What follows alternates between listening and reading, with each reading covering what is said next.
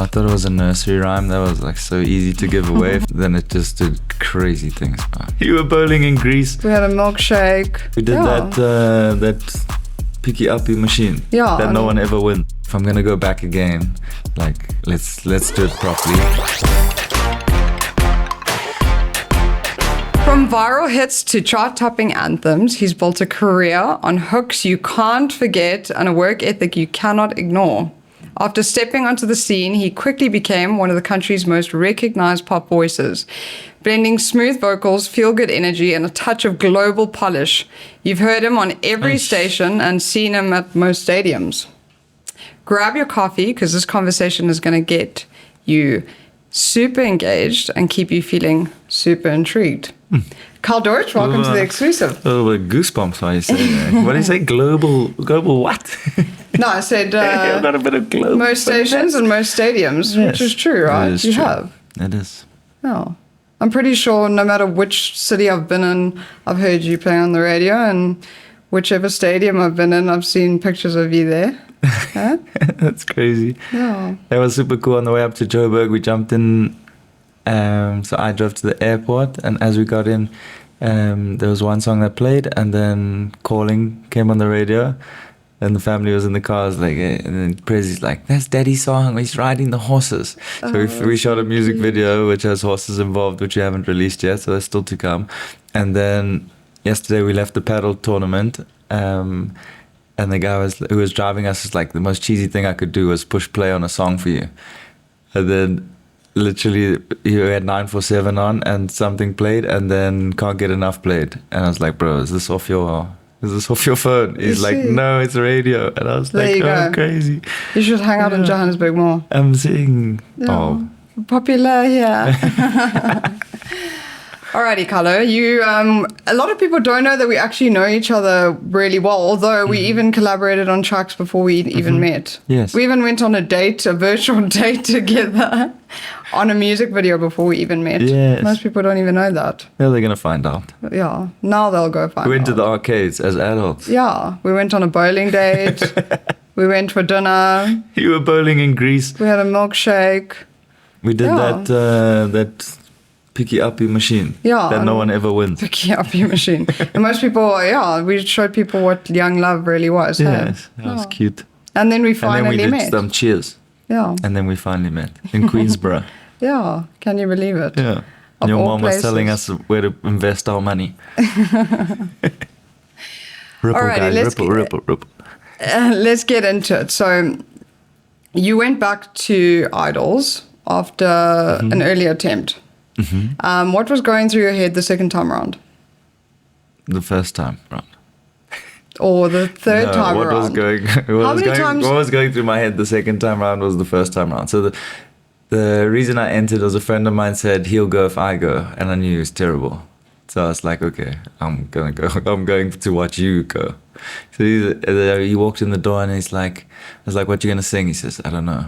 And he walked into the audition room, and then he came out and it's like, what did you sing? It's like Flying Without Wings. I was like, oh my God. I can imagine how terrible.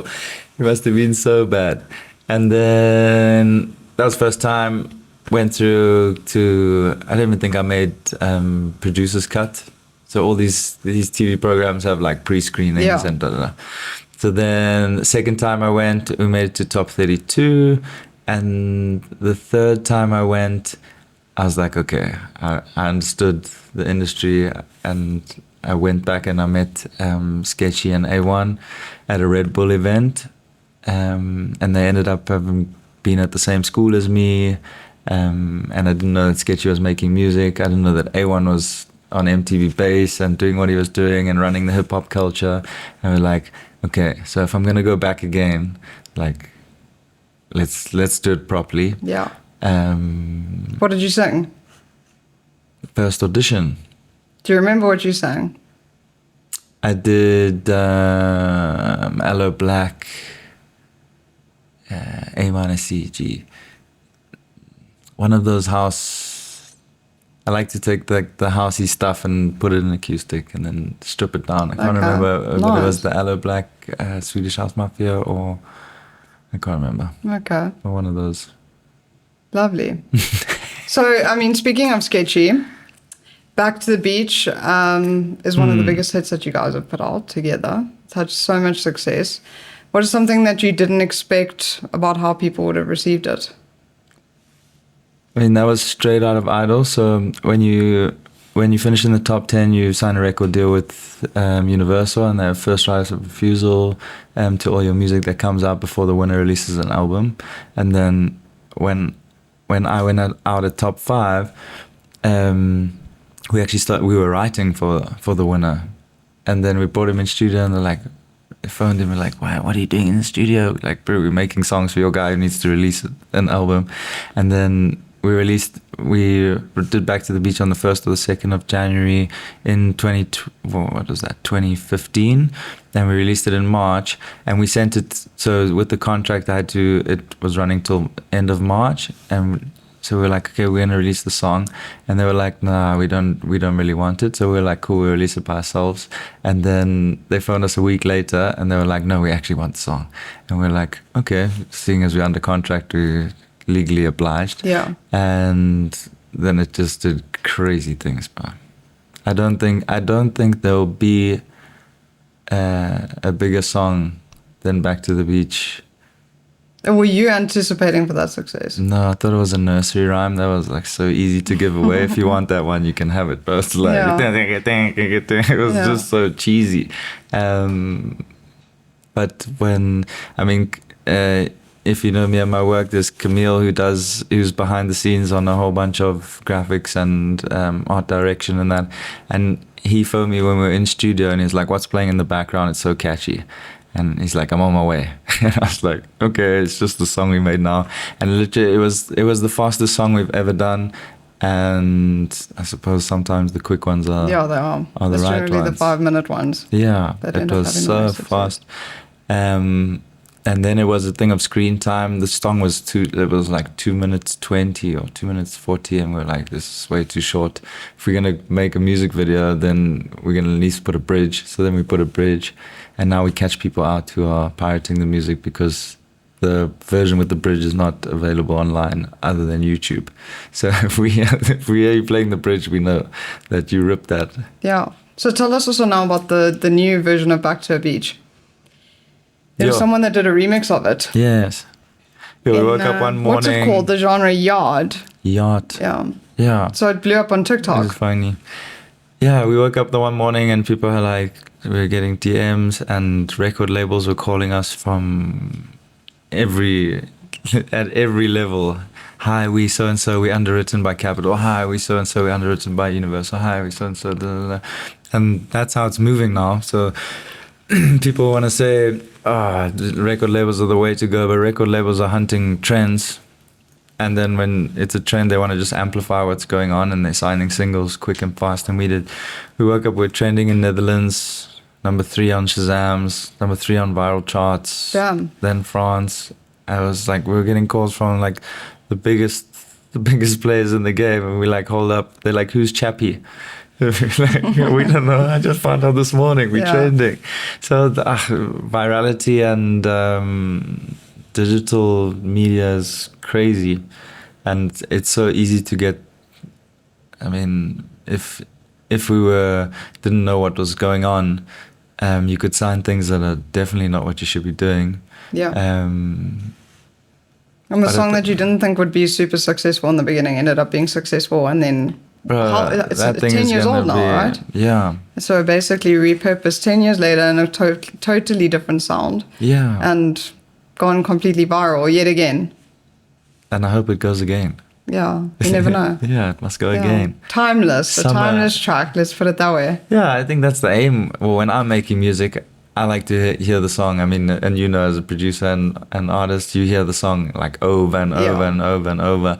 And the ones that you can play to yourself over and over and over are usually the ones we like to release. Yeah. Because if we can hear it over and over, then surely the listener should be able to do that, which is what we want. So, agreed. Yeah, timeless stuff. If you know that after you've received that final master and you listen back to it and it still makes you feel something, then you're like, okay, I've got a good track here.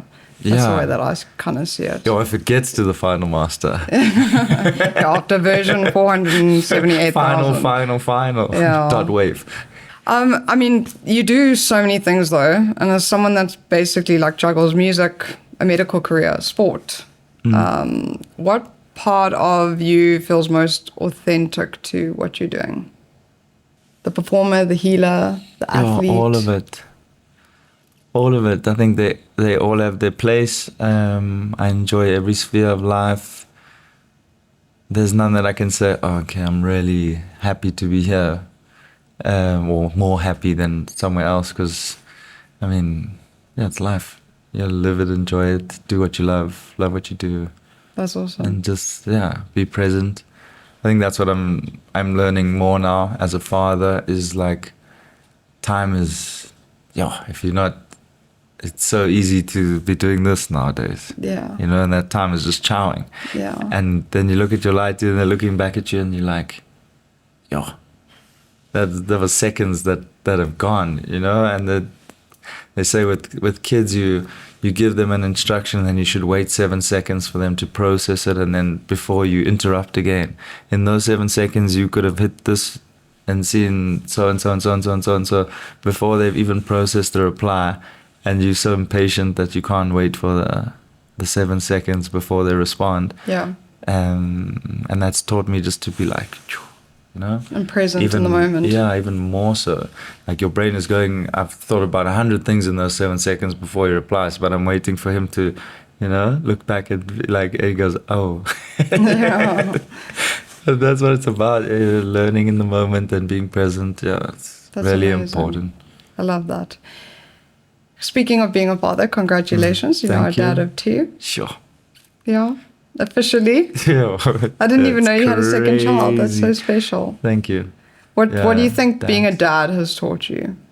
Yeah, like I was saying, patience, being present, how valuable time is. Like I've always been someone there, like, how do you fit this in? How do you do chiro? How do you do music? How do you fit it? Like, what's your day looking like? Like I'm up and down those stairs, bro. Like, yeah, I can imagine. But yeah, being in, like, my brother's on this whole intentional, like, if we're going to link up, it needs to be intentional. We can't just go and, like, you know, throw words around. Let's be intentional about what we're doing. But I think finding intention while you're doing things is also important, and being free-spirited in that.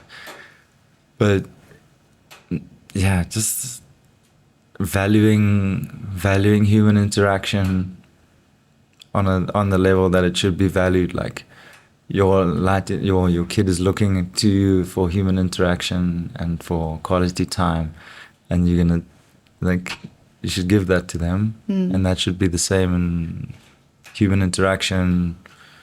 You know, listen to what people are saying, what they're not saying.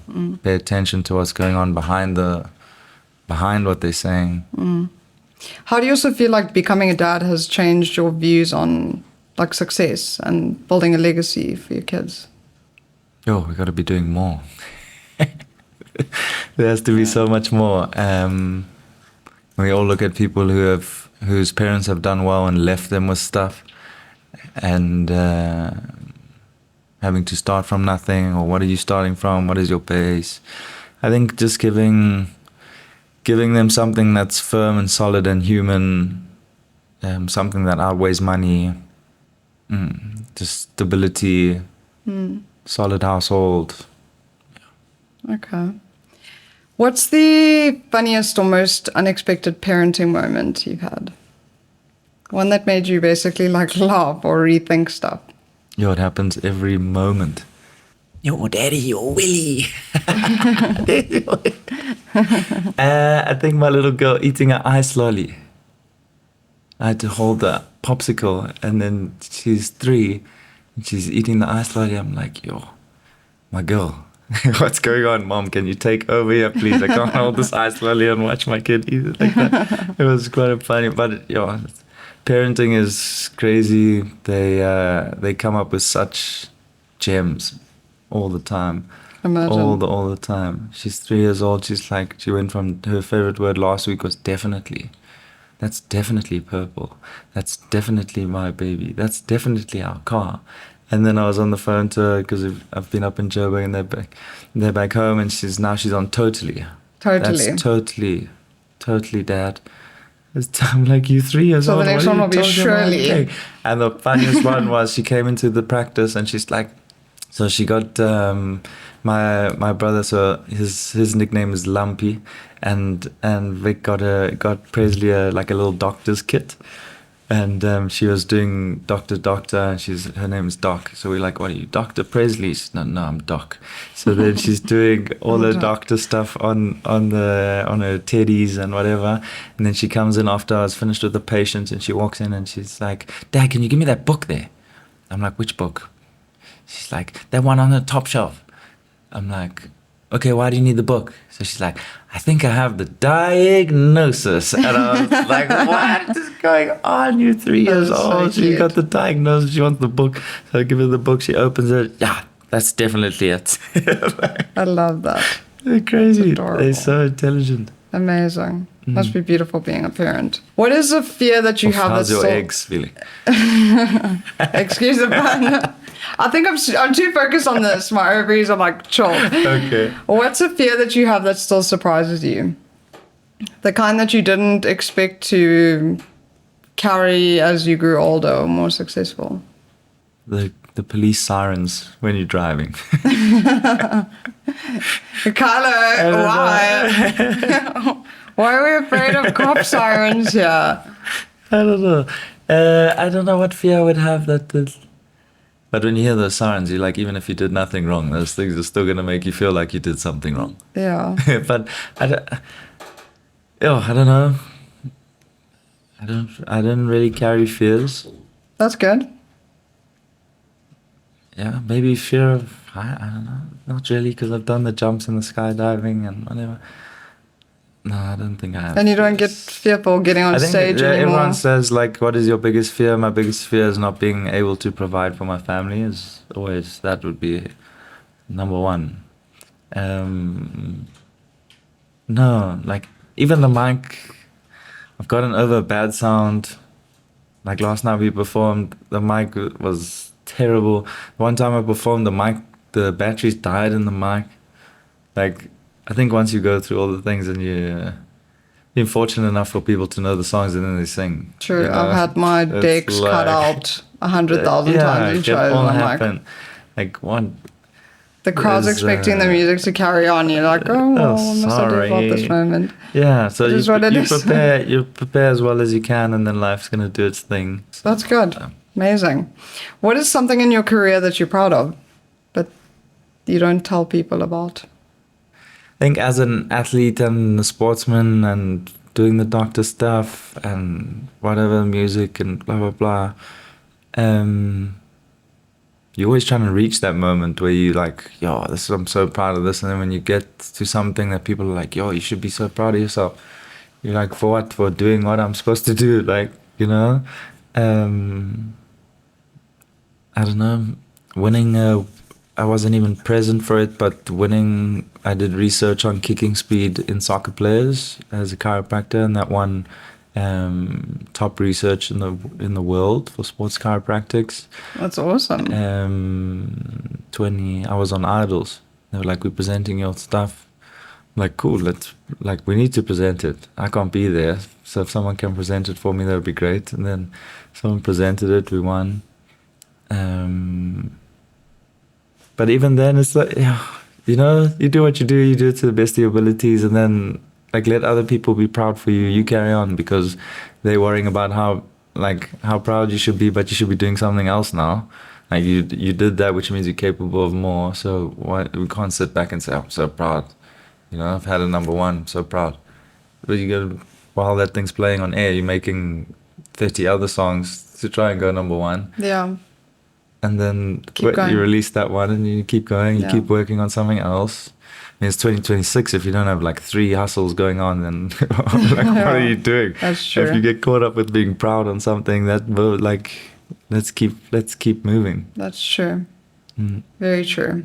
One of the things I'd love to know is you sound like generally quite a positive person and like you got your head screwed on right. When things don't go your way, what's your inner dialogue? Do you push yourself harder, or do you like... No, surely you've done something or made a mistake to put you in that position. or you could have thought about something else that could have avoided that. So there's a lot of accountability there too. Yeah. You check in with yourself, ask questions. I'm very slow to make decisions, and will pass things through people who I trust, or even sometimes even patients. I'll be like, hey, what do you think of the song? Like, play them with they're like, that's okay. Yeah. Like, cool. Like, take perspective from people who are not involved in your spheres, but who have like good intel. Rush decisions are not the way. That's true. Alrighty, well, that's really interesting and good. Good to know. Are we going to take a quick moment to acknowledge our awesome sponsors of The Exclusive?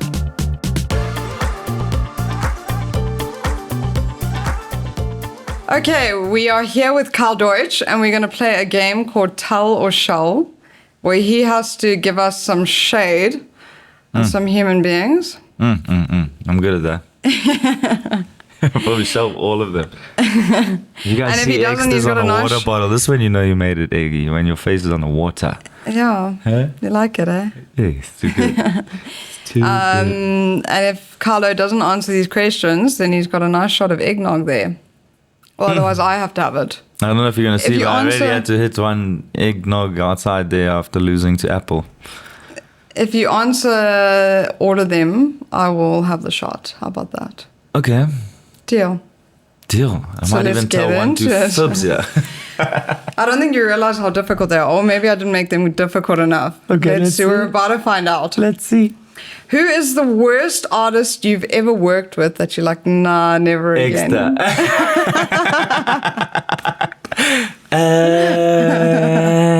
Cheapers. Extra.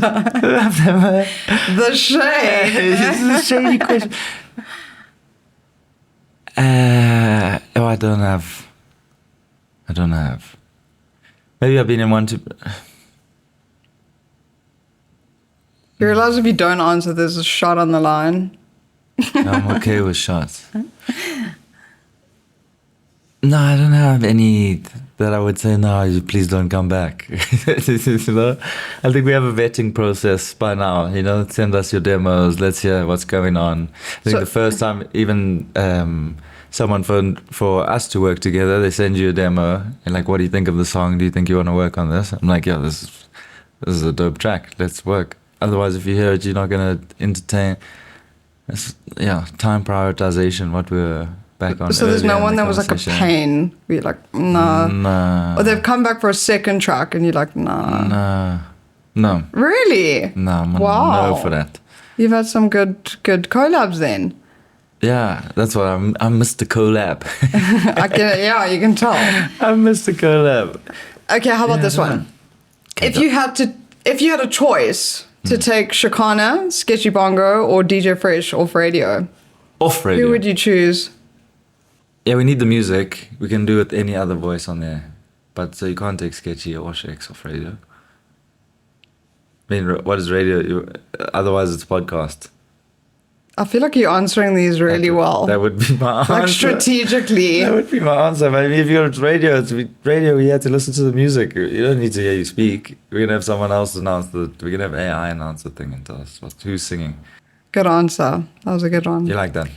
Who in the essay industry do you think is the most overrated right now? Shady. I might have the shot for that. You're going to have a shot. I have the shot for that. There you go. Also, I've not like paid attention, dialed in so much that I'm really listening to like what are people doing, who's I don't have one. Okay. I don't have one. There you go. Do I have it now or do I have it at the end? Now. Do we have more? Which means that there's none for me. Eggnog is so good. Luckily, my producers were kind and didn't put any else in front of us. So that's an eggnog. This is what you should have. Call it egg flip. Egg, an milk. Egg flip. Yeah, 200 ml milk, egg or 2, vanilla essence, and a teaspoon of sugar. See, guys, he's a dad now. He knows his recipes. Yeah, that's what you do if you want to gain weight while you're playing football. Oh, okay. Never mind. Long life, man. What's the pettiest reason you ever said no to a feature? Hey, there's no money, John. Where's the money? If you're asking money Where's for the the money? if you're asking money for the feature, it means you don't really want to do the track. If someone's gonna say to you, "Yeah, bro, what's my feature fee?" Like, send the song. Let's hear the song. Because I mean, if you believe in music and what you're gonna do on a song, then why do you need the money? Then they're saying, "Okay, Cal, what's your feature fee?" I'm like, bro, you haven't even sent me the song. I haven't heard you sing before, and now you're asking me for my feature fee. Feature fee is $1 million then. If you don't want to do it. Yeah, if you're gonna ask me, you're gonna play the music. I'm not gonna do it if I don't like the music. Like, Yeah, you're like, imagine, oh, it'd be 20 so grand. bad. It'll be so bad. Alrighty, who is someone you've been compared to that you secretly don't agree with at all? Yo, people have been telling me I look like Declan Rice a lot recently. I don't like Arsenal. As a Man United fan, but he's a great footballer. People have told me that I remind them of this guy Carl Deutsch who sings on radio. I'm like, okay, that's He's a nice pretty one. average. Yeah, pretty average. But if you really got to know him, he's not that intriguing. Who's someone that you greet at events but secretly don't like at all? You know, when you're at the award shows and you're like, hey, and then you turn what's around and you're like, going on? oh, wish I went, yeah. Come on, Carl, show us the shade. Man, Throw the shade. I don't have shade. I don't have someone for you. I say event promoters. People who are taking the money and then giving you pittance. Okay. That's the one thing that's peeving me off of late. People who like, can you come through and gig? We only have this much for you. And then you find out that much is not really the much. You know, it's like, you just made, you chatting to people, you making money off of the fact that you are able to represent me, but then you're going to offer me what, like, you're going to go take 80K and tell them people I only cost 6K or whatever. You're going to come to me and say, hey, bro, we have 6K for you to perform, yeah. But meanwhile, on the back end, you're taking however much you want to take. Yeah. I think those are the people that I dislike the most. But no one in specific. Okay. You did good there. Only one shot. Well done. One shot, yeah, because you only had one. Good job. Alrighty, so for someone who's listening and is wanting to start singing, become an artist, what's one piece of advice that you'd love to give them to encourage them to basically, you know, give this a shot with the hard truth of what the reality of it is like, but also the exciting part of feeling inspired to at least just give this a chance? Yo, finish your music, put it out. I think I mean, I'm hard on myself because we've had hits and we've had success in music, and now it's like how everything you release needs to be of a certain standard. But if you've never released anything, like, yo, why are you holding on to stuff, you know? Yeah, finish your music, release your music. It's so easy to release. Acknowledge the fact that you need to be a content creator. You're not there's no more celebs are done now. Like, there's no one's gonna be like, what are you gonna do? You're gonna put them on a screen and then to a level where they're so popular, but someone's gonna peel a banana tomorrow and they're gonna go viral, and then it's like they're more popular than you've been trying to do this thing and put budget behind, and you know. Yeah. And one of the things that you and I have also loved doing is collaborate with other artists, which I think is also Yes. a great way to get going and also keep the momentum going, which is great. Yes, you have to. And you, the collab king of KZN, eh? You have to. I think I'm Zanzi. I like to collab as much as possible. Yeah. Music, I don't think it's, if you're gonna write, record, do everything by yourself, like a Russ vibe, it's nice to have affirmation of what you're doing while you're doing it, and everyone is enjoying the vibe. And if it's not only you enjoying it, then surely there's more people that are going to enjoy it. Awesome. Well, there you go, guys. You've heard him. Thank you so much for joining us. And thanks to everyone listening at the ball. We've loved having you in the mix. Stay excellent and keep it sunny side up. Thank you to Carl Deutsch for being here. Sorry, it Been wasn't so awesome. smiley and laughy. It was quite a serious one, eh? We'll see you on the next one. And on that farm he had an egg, egg, egg, egg, egg.